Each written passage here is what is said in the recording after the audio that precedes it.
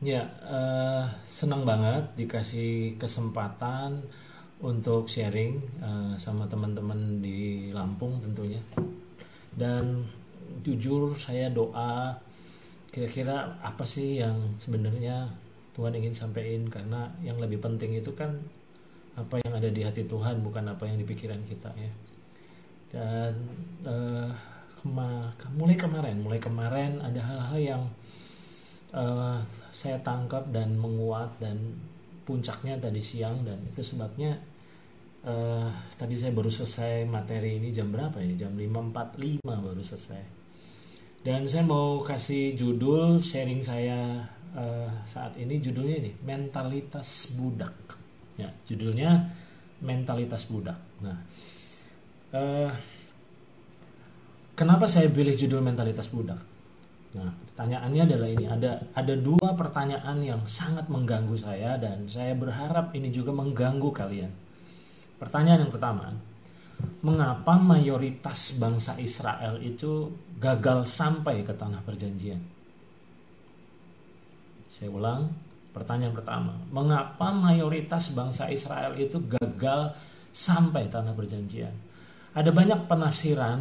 Ada yang berkata 2 juta, ada yang berkata 3 juta. Nah, taruh katalah 3 juta karena orang Israel itu nggak pakai KB ya. Anak bisa 10, keluarga itu keluarga besar, bukan keluarga kecil. Jadi sebenarnya yang dihitung oleh Alkitab itu laki-laki dan dewasa. Berarti dengan kata lain, saya memperkirakan memang kurang lebih sekitar 3 jutaan yang keluar. Besar sekali dan banyak sekali. Dan kalian tentu tahu bahwa yang sampai ke tanah Kanaan itu cuma hanya 2 orang, yaitu Yosua dan Kaleb. Dan di titik itu, pertanyaan yang membuat saya resah adalah mengapa mayoritas bangsa Israel itu gagal sampai tanah perjanjian? Itu yang pertama. Pertanyaan yang kedua adalah mengapa penyertaan Tuhan, kebersamaan Tuhan yang selalu always dan tidak pernah never itu tidak membuat mereka sampai? Saya ulang ya. Satu sisi, kenapa mereka gagal sampai? Bukankah sebenarnya Tuhan itu nyertai mereka lewat tiang awan dan tiang api, dan Tuhan tidak pernah absen, selalu menyertai mereka. Dan ternyata penyertaan Tuhan pun tidak membuat mereka sampai. Nah, ini kan tragis menurut saya. Ini adalah hal yang tragis, dan saya mau bacakan di dalam 1 Korintus pasal 10 ayat yang ke-11. Nah, ini ayat penting sekali di dalam 1 Korintus 10 ayat yang ke-11. Semuanya ini telah menimpa mereka sebagai contoh. Saya tertarik dengan kata sebagai contoh. Nah, Paulus lagi bicara tentang orang Israel yang keluar dari Mesir menuju ke tanah perjanjian. Jadi konteks ayat ini sedang mengacu kepada hal itu. Jadi semuanya ini telah menimpa mereka sebagai contoh dan dituliskan untuk menjadi peringatan. Kata contoh dan kata peringatan itu penting. Sebagai contoh, sebagai peringatan. Bagi siapa? Bagi kita yang hidup pada waktu di mana zaman akhir telah tiba. Berarti dengan kata lain, tujuan Tuhan menulis perjalanan bangsa Israel dikeluarkan dari Mesir sampai ke tanah perjanjian itu bukan karena untuk menemuin Alkitab kita.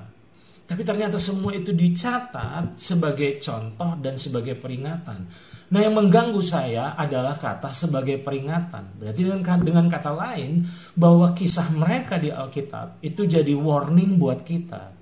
Nah, artinya menjadi warning berarti dengan kata lain Tuhan tidak ingin supaya kita ngalami seperti mereka. Nah, banyak kali kita cuma hanya membacanya karena kewajiban agamawi kita, tapi kita gagal menangkap pembelajarannya apa sebenarnya. Nah, waktu saya renungkan ini, bahwa ternyata mayoritas dari mereka nggak sampai ke tanah Kanaan. Nah, timbul pertanyaan, sebenarnya apa sih tanah Kanaan bagi umat perjanjian baru?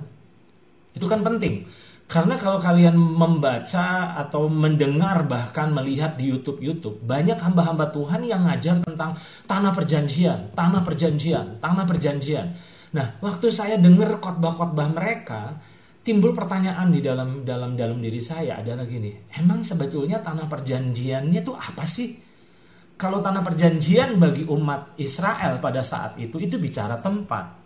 Tapi tanah perjanjian buat kita yang hidup di zaman perjanjian baru itu apa sih? Kok saya kurang sependapat ya kalau ada yang menafsirkan bahwa tanah Kanaan itu surga. Kok kayaknya bisa juga sih, bisa ditafsirkan ke sana, silahkan aja. Tapi kok saya yakin bahwa sebenarnya bukan bicara surga harusnya. Nah, waktu saya renungkan ini saya jadi ingat apa yang dikatakan oleh Edwin Lois Cole. Nah, buat teman-teman yang pernah ikut camp pria sejati, tentu kita pernah dengar pengajaran-pengajaran dari Ed Cole khususnya tentang hukum kemaksimalan. Jadi ternyata tafsiran dari Ed Cole bahwa Kanaan itu adalah sebuah tempat di mana Tuhan itu memenuhi semua janjinya.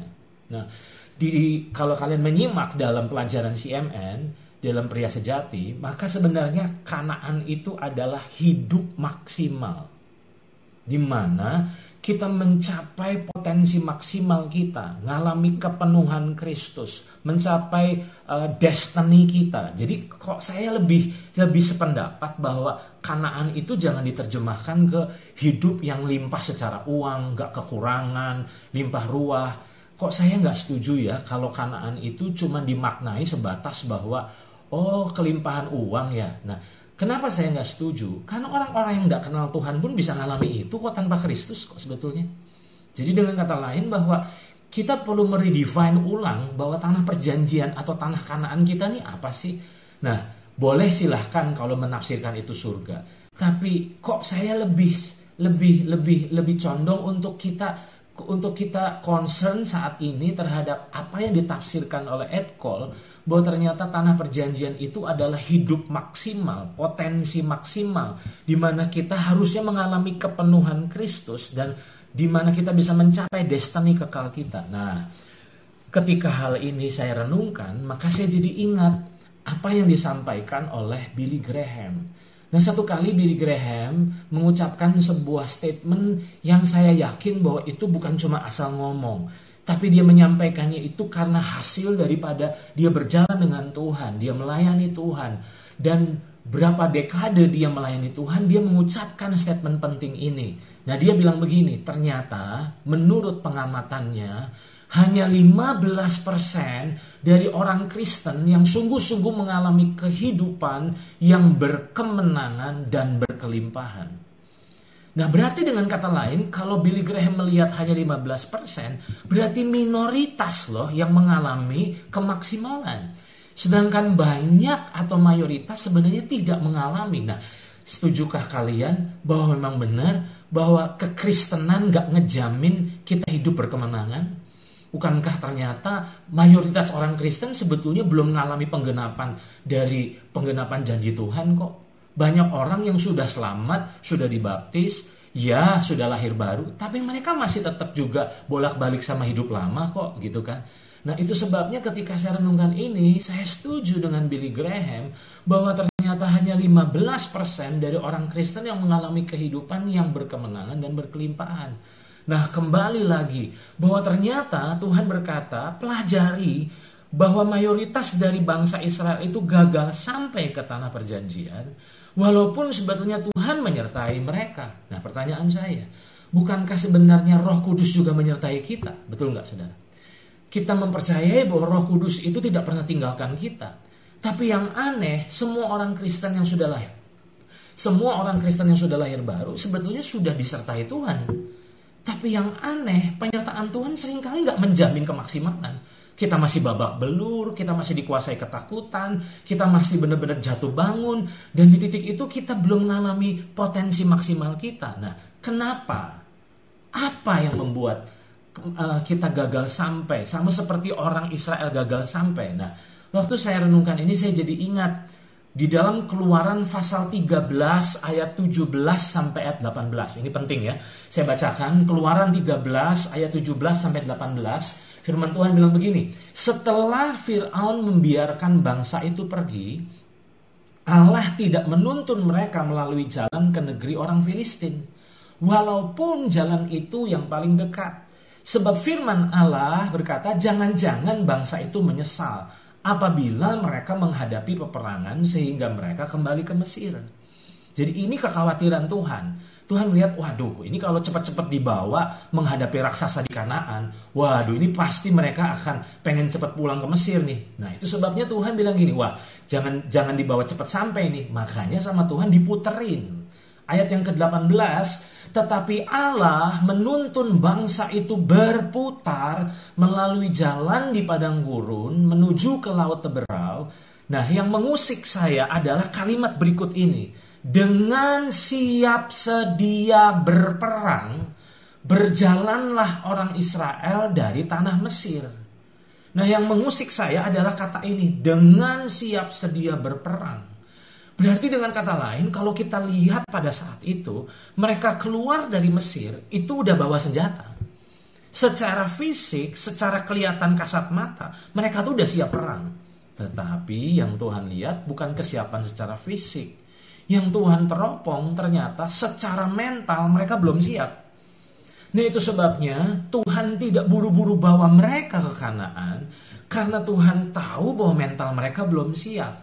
Nah, di titik ini, apa pelajaran yang kita ambil? Ternyata yang membuat atau yang menjadi kendala mereka gagal sampai ke Kanaan, itu bukan karena Tuhan gak serius, bukan karena Tuhan gak ada, bukan karena Tuhan gak bela, karena ternyata problemnya mereka gak punya mental yang siap.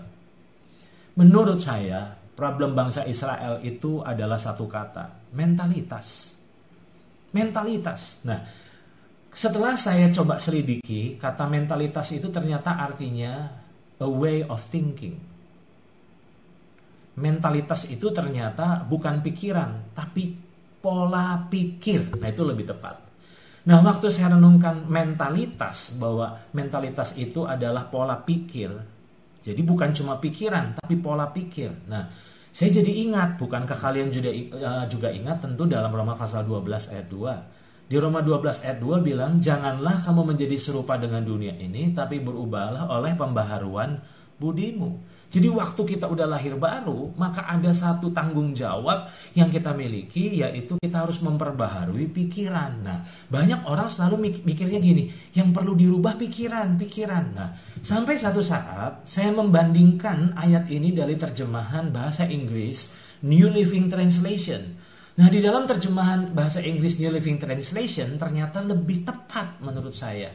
Karena ternyata yang perlu dirubah itu bukan pikiran. Di dalam terjemahan New Living Translation diterjemahkan, let God transform you into a new person. Nah, saya tertarik dengan kata ini, by changing the way you think. Jadi ternyata yang dirubah itu the way you think. Berarti dengan kata lain, yang dirubah itu bukan cuma pikiran. Kan kita selalu ngomong begini, jangan punya pikiran negatif, pikiran yang positif. Nah, bukan itu. Yang kita perlu rubah bukan cuma hanya pikiran negatif jadi positif, tapi cara berpikir, pola pikir.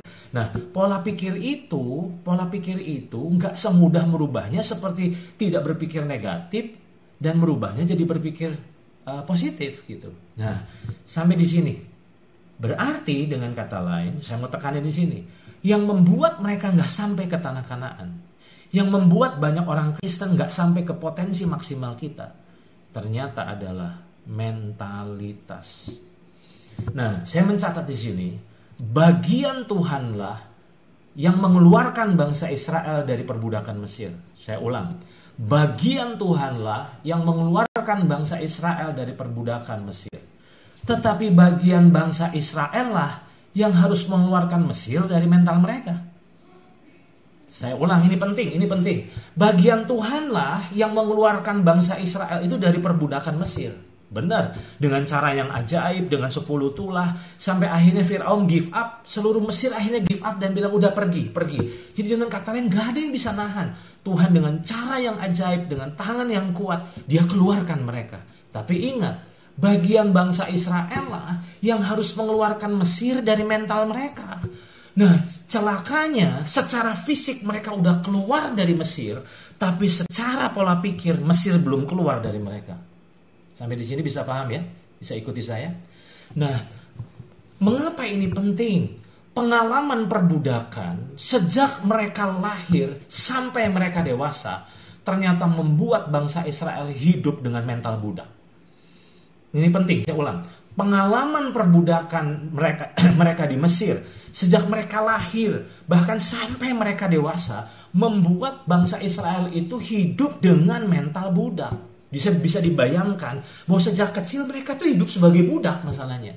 Dan tiba-tiba dikeluarkan dengan cara yang ajaib, tapi mental itu udah terlanjur mengakar dalam pikiran mereka. Betul gak itu? Nah, waktu saya renungkan ini, yang Roh Kudus singkapkan adalah ini. Budak atau hamba itu adalah masa lalu kita. Amin. Budak atau hamba itu adalah masa lalu kita.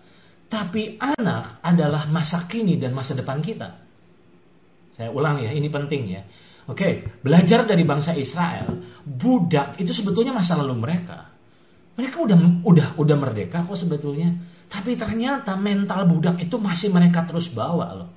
Dan itu yang membuat akhirnya mereka gagal sampai. Hati-hati, Tuhan bilang itu semua jadi peringatan buat kita. Jangan sampai kamu ngulang yang sama. Nah, ingat banyak orang percaya ternyata sudah lahir baru. Bahkan sudah penuh Roh Kudus. Sudah melayani Tuhan. Tapi nggak ngejamin. Seringkali mental kita masih lama. Saya banyak ketemu, saya yakin Santo pasti akan neguhkan apa yang saya katakan. Saya banyak kenal orang-orang yang sebetulnya punya potensi maksimal, punya karunia yang luar biasa, punya talenta yang luar biasa, tapi tetap hidup kacau dan gak maksimal. Problemnya apa? Bukan karena kurang pengurapan, karena ternyata seringkali mentalitasnya yang belum dibereskan. Nah, itu sebabnya saya melihat banyak orang percaya yang luar biasa, punya panggilan luar biasa. Ada orang-orang di sekitar saya yang pernah saya sentuh. Sebenarnya mereka adalah orang-orang yang sebenarnya punya panggilan istimewa. Tapi sangat disayangkan, mereka gagal. Mereka udah penuh Roh Kudus, mereka udah dibaptis, mereka udah lahir baru. Tapi ternyata sama seperti bangsa Israel, mentalnya. Nah, itu sebabnya saya catat bahwa budak itu sebetulnya masa lalu kita.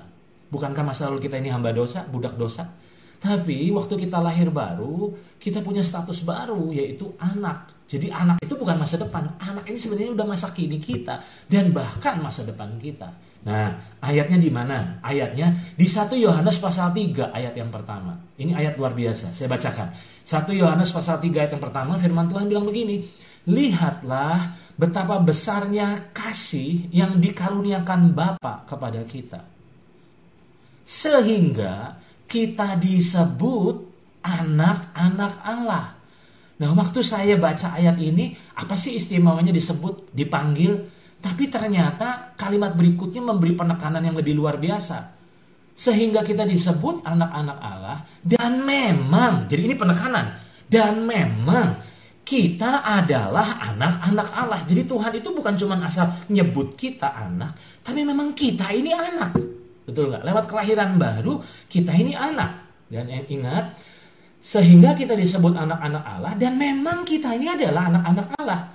Nah, sampai di sini, bukankah status kita sudah anak, tapi belum tentu mental kita sudah anak loh. Nah, saya ambil contoh. Pernah melihat ada pelayanan gepeng? Saya nggak tahu di Lampung ada nggak. Gepeng itu singkatan gelandangan dan pengemis. Nah, kasus-kasus yang pernah saya alami dan pernah saya jumpai, ada orang-orang yang begitu punya hati besar, punya kasih besar, sampai akhirnya mungut anak-anak terlantar, anak-anak jalanan itu dibawa ke rumah.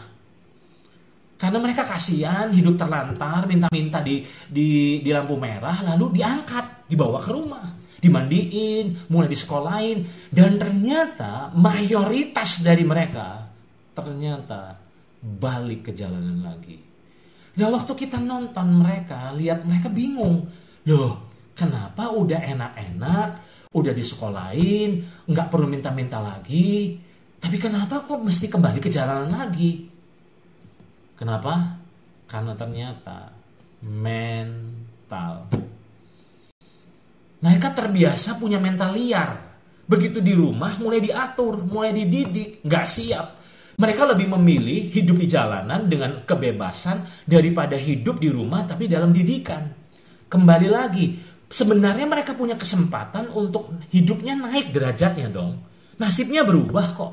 Tapi kenapa sampai kesempatan, kairos kalau saya bilang bahasanya, kesempatan-kesempatan kasih karunia yang sebetulnya pernah mampir dalam kehidupan mereka, tapi akhirnya mereka nggak bisa gunakan dan alami secara maksimal, karena ternyata problemnya di mentalitas.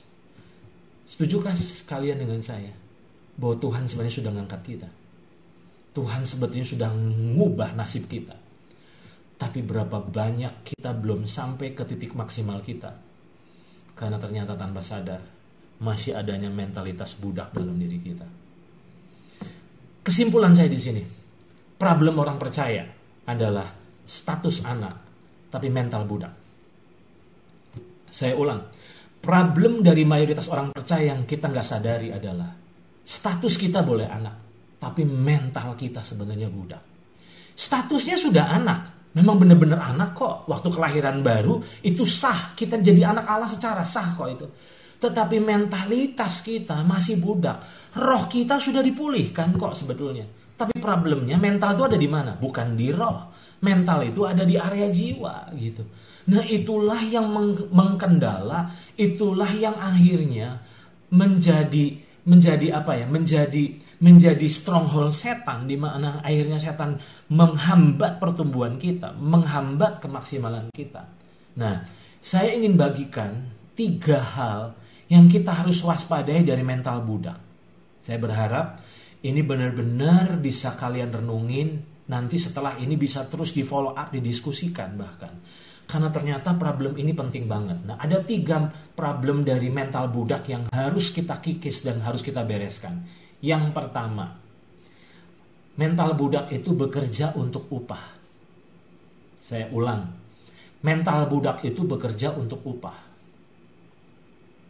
Bahaya sekali hari-hari ini, apalagi di masa sulit seperti ini. Kalau mentalnya budak, itu pasti dikuasai ketakutan dan kekhawatiran.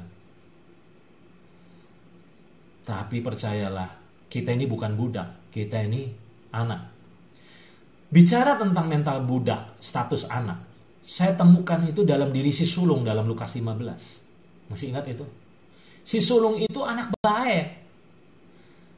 Tapi perhatikan di Lukas 15 ayat 29. Tetapi ia menjawab ayahnya, katanya, telah bertahun-tahun aku melayani Bapak, dan belum pernah aku melanggar perintah Bapak. Perhatikan ini.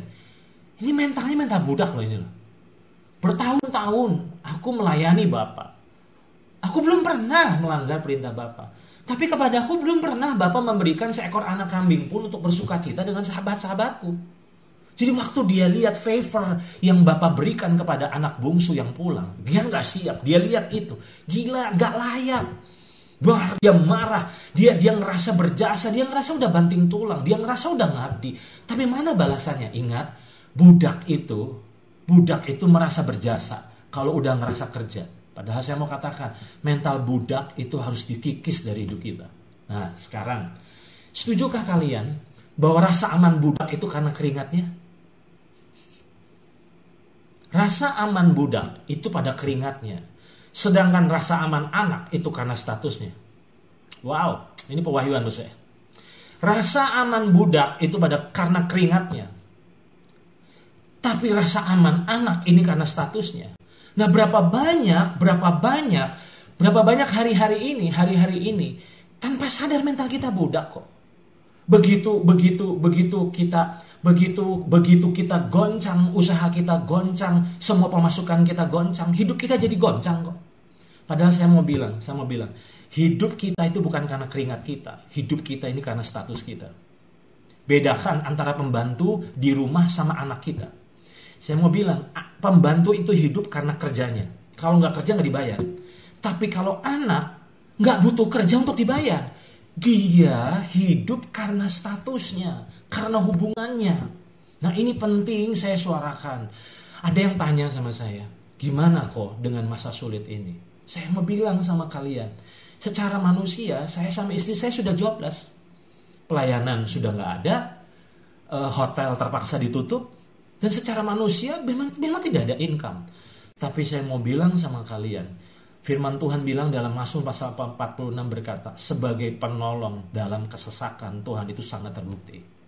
Saya pegang apa yang Tuhan janjikan, bahwa Allahku akan memenuhi segala keperluanku menurut kekayaan dan kemuliaannya. Dan saya mesti bersaksi sama kalian bahwa keluarga kami mengalami pemeliharaan Tuhan yang istimewa dan luar biasa. Saya nggak bisa tebak cara Tuhan, itu amazed banget. Nah dan ternyata selama 2 bulan terakhir ini Tuhan sedang mengkikis mentalitas budak dalam diri saya.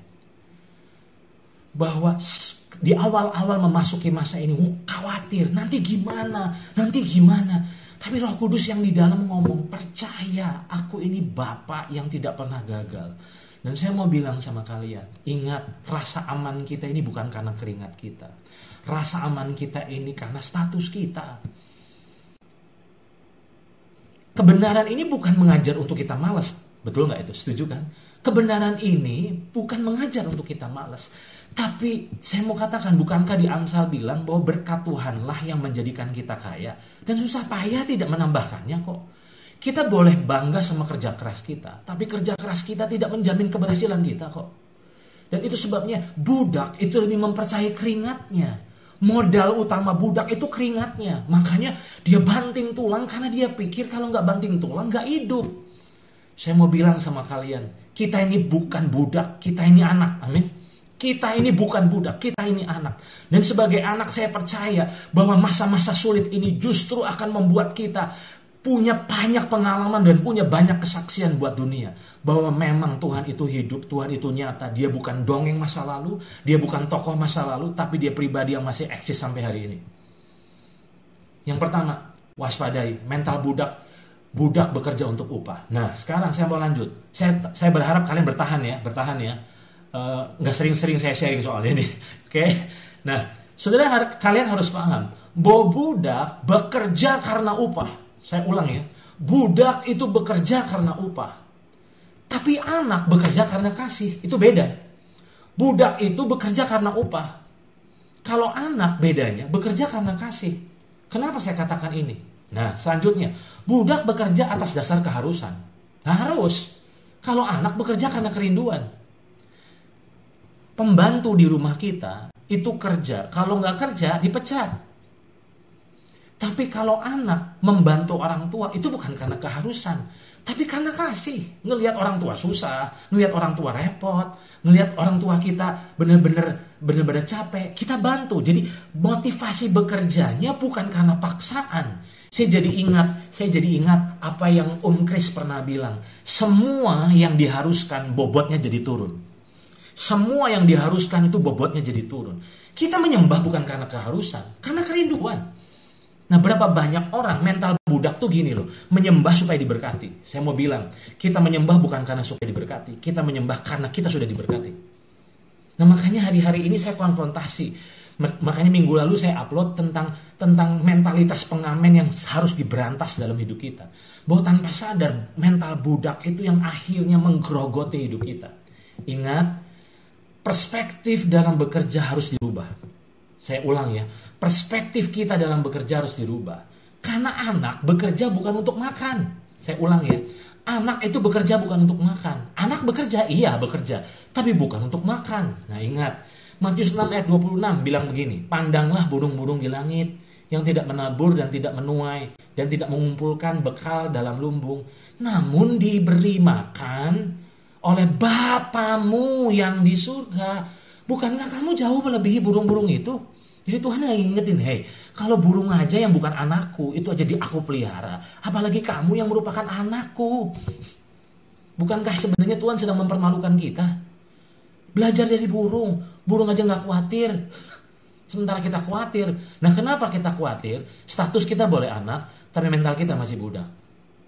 Sekarang ayat selanjutnya, semua itu dicari bangsa-bangsa, ayat 32 dan 33. Semua itu dicari bangsa-bangsa yang tidak mengenal Allah. Akan tetapi Bapamu yang di sorga tahu. Dia tahu kok bahwa kamu memerlukan semuanya itu. Makan, minum, pakai. Ayat 33. Tetapi carilah dahulu kerajaan Allah dan kebenarannya, maka semuanya itu akan ditambahkan kepadamu. Nah, ingat, bangsa yang tidak mengenal Allah menjadikan makan, minum, pakai sebagai pengejaran. Betul gak itu? Tetapi buat anak-anak Tuhan, makan, minum, pakai itu bukan pengejaran. Nah, kalau makan, minum, pakai menjadi pengejaran kita, berarti itu membuktikan bahwa kita belum punya mental anak, tapi masih mental budak. Nah, pertanyaannya, kita bekerja untuk apa sih? Bekerja untuk apa sekarang? Menurut saya, Yohanes pasal 6 ayat 27 menjadi sebuah kabar baik buat kita. Yohanes 6 ayat 27 bilang begini, bekerjalah bukan untuk makanan yang akan dapat binasa, melainkan untuk makanan yang bertahan sampai pada hidup yang kekal, yang akan diberikan anak manusia kepadamu. Sebab dialah yang disahkan oleh Bapa Allah dengan meterainya. Jadi Yesus bilang bekerja, bukan berarti diam, bukan berarti malas, bekerja. Tapi bukan untuk makanan yang dapat binasa. Nah, kesimpulan saya, sebagai anak Allah, kita bekerja bukan untuk mendapat makan, tapi karena ada misi kerajaan yang sedang kita kerjakan di dunia ini. Saya ulang ya, kenapa kita kerja? Bukan untuk makan. Kita kerja karena waktu kita kerja, kita sedang berinteraksi dengan dunia. Kita menjadi terang dan garam, melepaskan pengaruh kerajaan. Dan lewat pekerjaan itu, kita sedang melepaskan pengaruh kerajaan buat dunia. Beda loh, orang dunia bekerja untuk cari makan. Tapi kalau kita ada misi kerajaan yang sedang kita hidupi, berharap kita menang dalam hal bekerja. Oke? Apa bahayanya bekerja untuk mendapatkan upah? Wah, bahaya sekali. Kalau bekerja untuk mendapatkan upah, maka kita akan diperbudak oleh mammon. Setuju ya? Kita akan diperbudak oleh mammon. Tapi ingat, kita adalah anak Tuhan, anak Bapa di sorga, maka hidup kita dijamin. Jadi itu yang pertama. Yang pertama, mentalitas budak yang kita harus waspadai dan kita harus kikis adalah budak bekerja untuk upah. Nah, itu bahaya. Kita lebih percaya keringat kita daripada kasih karunia Tuhan. Itu bahaya. Itu yang pertama. Yang kedua, karena modal utama budak itu keringat kan. Kalau nggak kerja ya nggak makan. Kalau nggak kerja ya nggak hidup. Nah, itu bahaya sekali ya. Banyak orang percaya kayak gitu tuh, khawatir. Padahal ternyata Bapak bilang, hey, percaya, kamu anak, nggak bakal tak telantarin gitu kan. Itu yang pertama. Yang kedua, mental budak yang harus kita berantas. Budak itu identik dengan rasa takut terhadap hukuman. Saya ulang.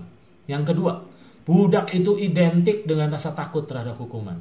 Sayangnya kita hidup tidak lagi di zaman perbudakan. Jadi kita nggak punya referensi. Makanya banyak lihatlah film-film true story tentang perbudakan di Amerika. Waduh, itu kalau nonton gitu, saya sarankan ya kalian nonton film Harriet. Saya nggak tahu ada yang sudah nonton Harriet belum. Harriet itu true story seorang yang dipakai Tuhan luar biasa, dipimpin Roh Kudus sama suara Tuhan untuk membebaskan ratusan orang dari perbudakan. Wah, ini kalau kalian nonton itu pasti diberkati Tuhan. Itu benar-benar luar biasa. Nah, kalau kita nonton film-film tentang perbudakan, itu benar-benar budak itu takut salah. Betul nggak itu? Takut salah. Begitu salah itu dicambuk itu.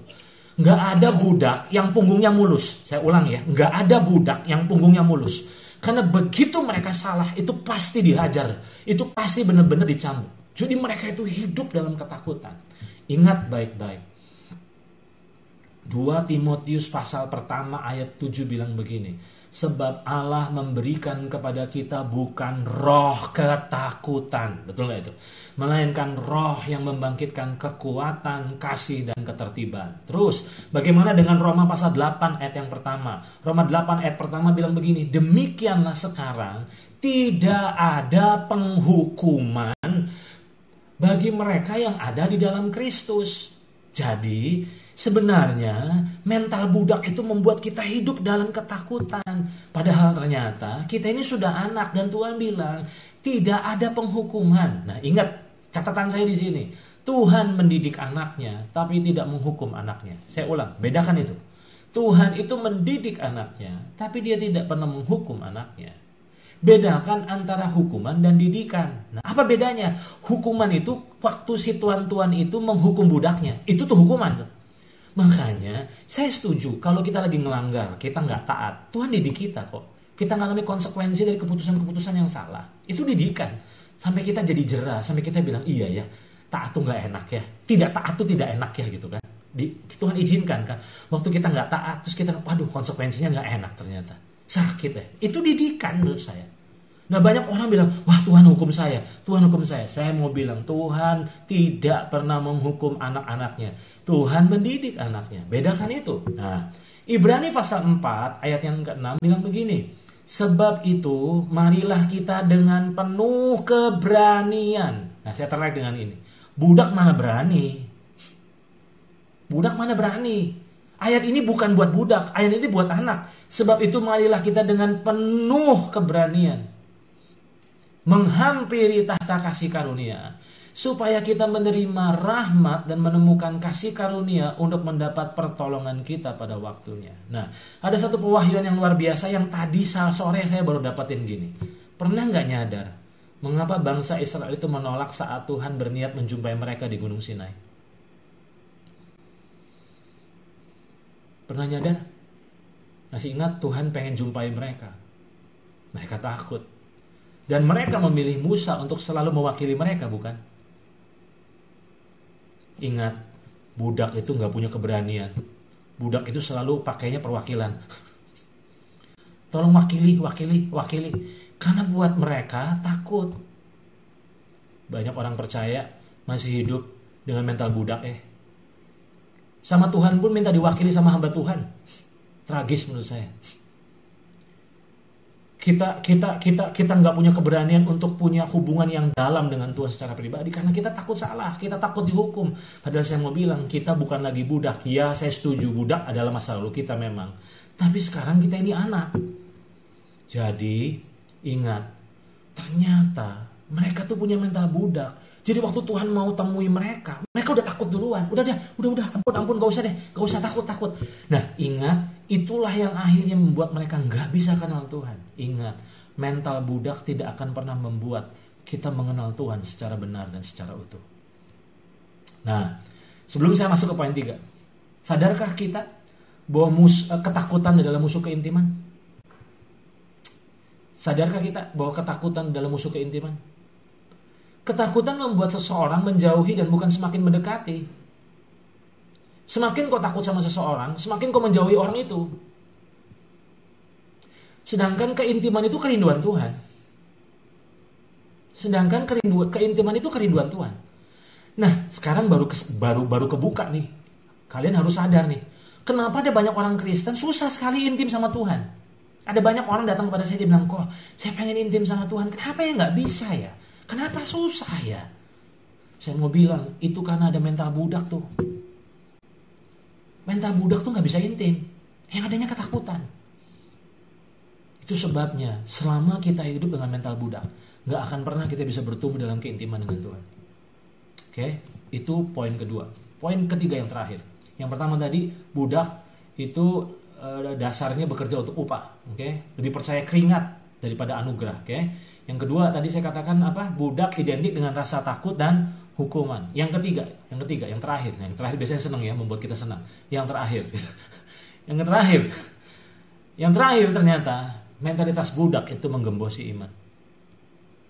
Saya ulang. Mentalitas budak itu ternyata menggembosi iman. Sadarkah kita? Budak itu hanya dapat mengemis dan memohon kepada tuannya.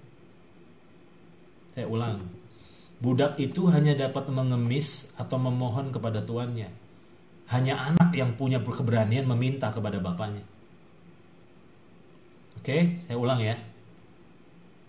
Contohnya. Kita ini sudah anak atau masih budak tuh kelihatannya di sini mentalnya. Di Matius 7 ayat 7 sampai 11. Di Matius 7 ayat 7 sampai 11 bilang begini. Mintalah. Nah, ini. Mintalah aja, ini udah bicara tentang iman nih. Mintalah, maka akan diberikan kepadamu.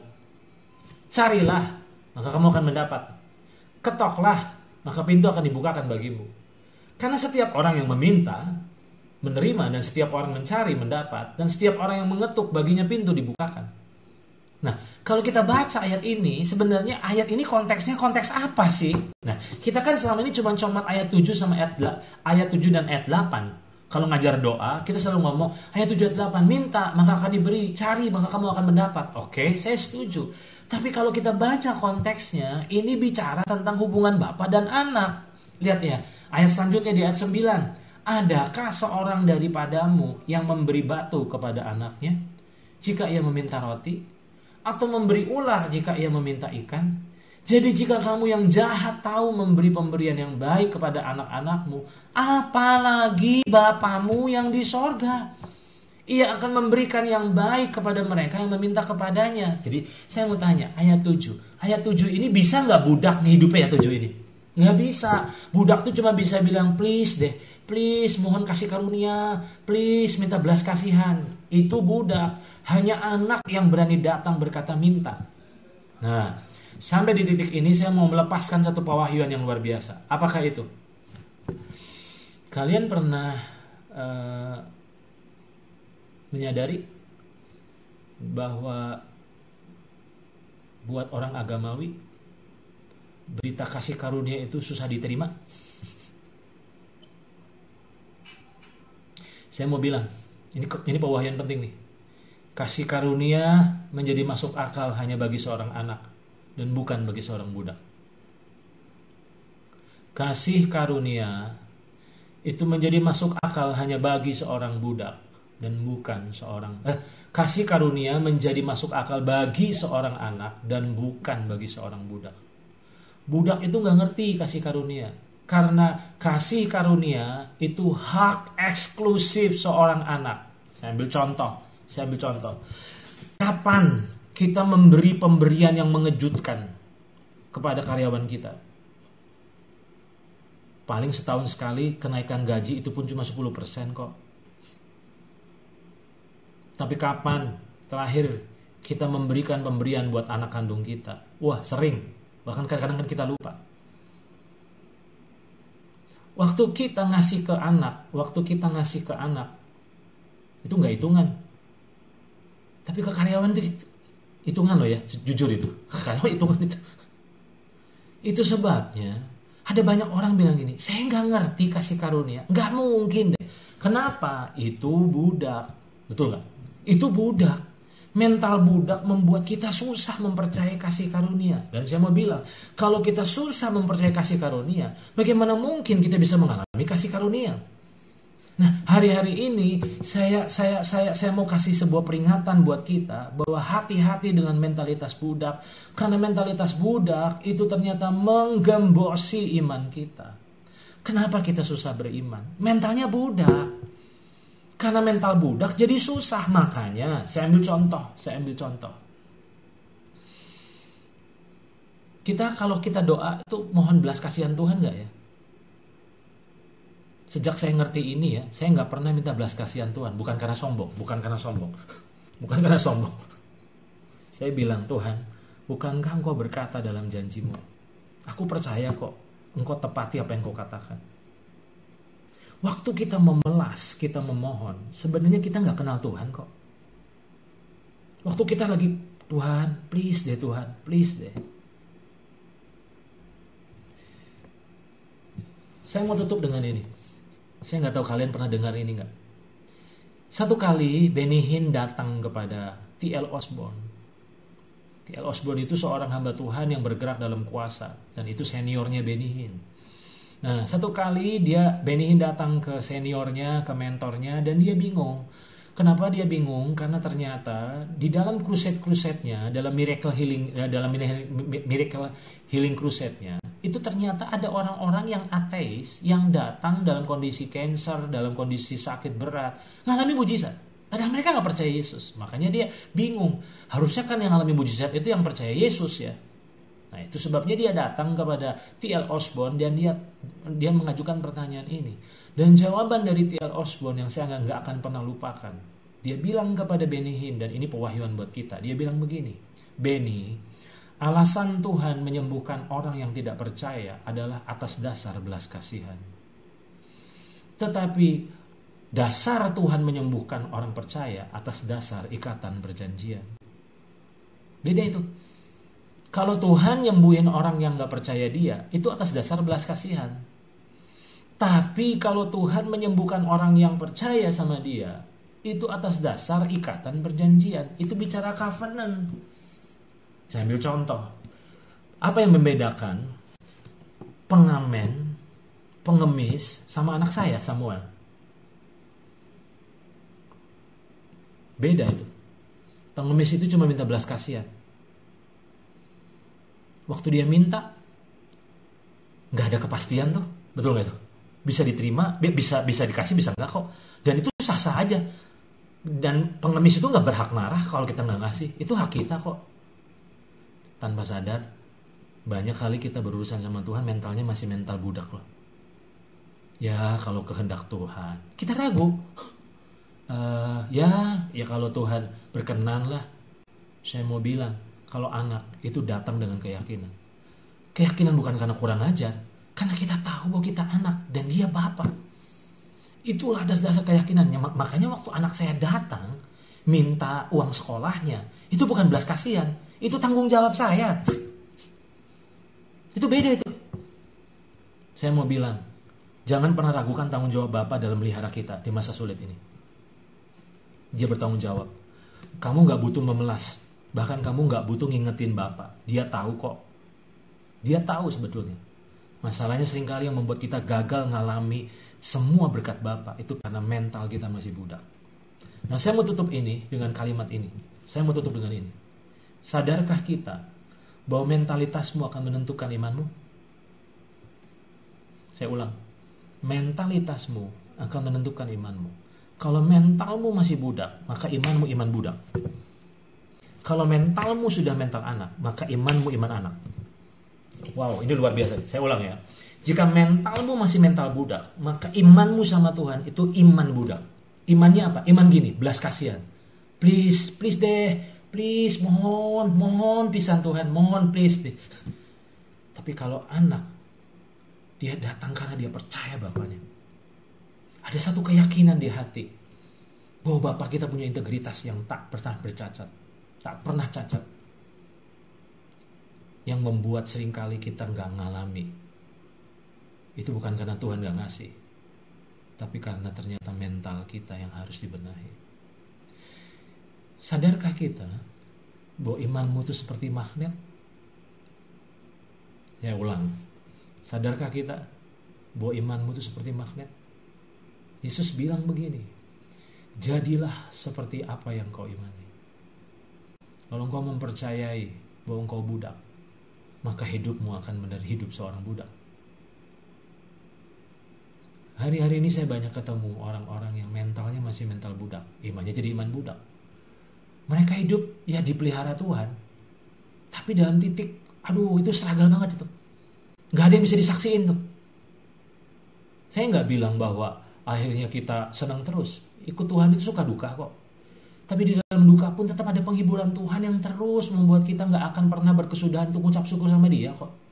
Selalu ada aja yang kita bisa syukuri. Selalu ada aja yang kita bisa saksikan. Itu hebatnya Tuhan. Dan hari ini, kalau engkau belum mengalami hal-hal yang luar biasa dengan Tuhan, itu bukan karena Tuhan gak luar biasa. Karena ternyata imanmu yang harus dibenahi. Ingat, imanmu itu seperti magnet. Saya mau tanya, magnet itu kira-kira bisa pilih kasih gak? Bisa tebang pilih gak? Kalau engkau dekatkan magnet kepada 10